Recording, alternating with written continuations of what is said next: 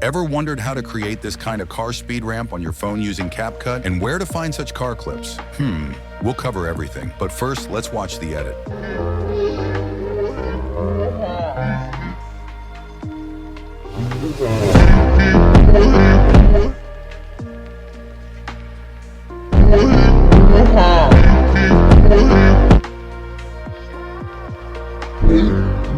How to find songs for edits. Watch this video and you'll understand everything. Where to get these car clips. First, follow this creator. Now check his previous videos, then come back to this one. Comment "car" on this video and then head to his DMs. After that, join his Telegram channel where you'll find tons of car clips. How to sync audio beats.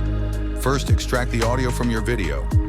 Then go to the beat option and adjust the beats according to the song's rhythm.